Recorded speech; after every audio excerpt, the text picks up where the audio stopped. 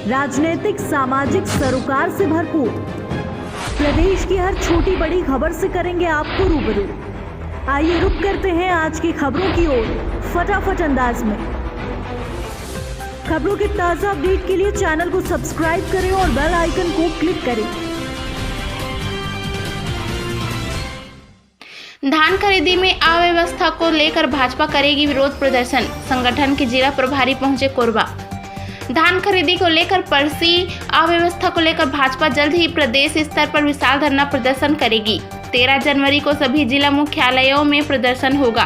कोरबा में भी आंदोलन की रूपरेखा तैयार करने के लिए भाजपा के जिला संगठन प्रभारी गिरधर गुप्ता बुधवार को कोरबा प्रवास पर रहे। भाजपा कार्यालय में बैठक लेकर उन्होंने भाजपाइयों को जरूरी दिशा निर्देश दिए। पत्रकारों से चर्चा के दौरान उन्होंने कहा कि धान खरीदी को लेकर तरफ अव्यवस्था परसी हुई है, जिसे दूर करने को लेकर किसी का ध्यान नहीं है।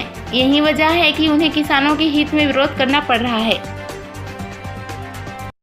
जबकि 80 लाख कुंटल धान तो भारतीय जनता पार्टी की सरकार ही खरीद लेती थी और ये पर्याप्त व्यवस्था इन्होंने की नहीं है और हर बात में केंद्र सरकार पर आरोप लगा के धान खरीदी से बचना चाहते हैं। मान लो अगर धान पूरा नहीं खरीदा जाता किसान का, उस स्थिति में भाजपा क्या करेगी? क्या सेंट्रल गवर्नमेंट से मांग करेगी पूरा धान खरीदा किया जाए?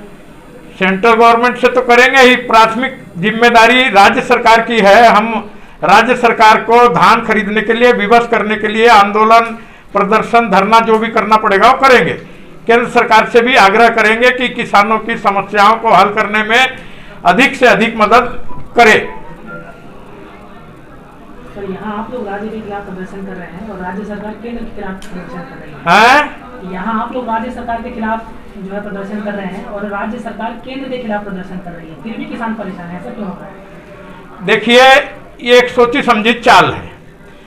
देश 1947 में आज़ाद हुआ। 70 साल की आज़ादी के बावजूद किसान की माली हालत में सुधार नहीं हुआ, परंतु भारतीय जनता पार्टी की सरकार ने 2003 के बाद से छत्तीसगढ़ में निरंतर यह प्रयत्न किया कि किसान की माली हालत सुधरे और इसलिए समर्थन मूल्य पर किसानों का धान खरीदना प्रारंभ किया, किसानों को धान का बोनस देना प्रारंभ किया, किसान का कर्जा माफ किया गया, किसान को खुशहाल बनाने की कोशिश की गई। उसी प्रकार से 2014 में एक युगांतकारी परिवर्तन हुआ और नरेंद्र मोदी जी के नेतृत्व में एनडीए की सरकार बनी। नरेंद्र मोदी जी ने इस बात की घोषणा की कि हम किसान को लाभदायक मूल्य फसल का मिले, लागत का दोगुना मूल्य किसान को मिले। इसके लिए उन्होंने किसान फसल बीमा योजना, किसान सिंचाई योजना, किसानों को अनेक प्रकार के अनुदान देने की घोषणा की।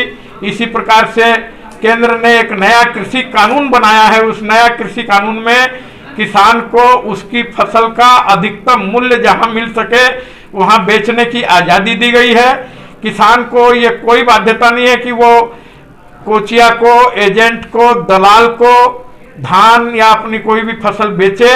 इस बात से उसको मुक्त किया गया है और ये उसको सुविधा दी गई है कि उसको जहां ज़्यादा से ज़्यादा धान का मूल्य प्राप्त हो, फसल का मूल्य प्राप्त हो, वहां फसल बेचे। परंतु प्रायोजित ढंग से कुछ लोग कांग्रेस और विपक्ष के घालमेल से कृषि बिल का विरोध करने के लिए आंदोलन प्रदर्शन कर रहे हैं। आपने देखा है उस आंदोलन प्रदर्शन में बैठे हुए किसान किस प्रकार की मौज मस्ती कर रहे हैं, काजू किशमिश ड्राई फ्रूट खा रहे हैं।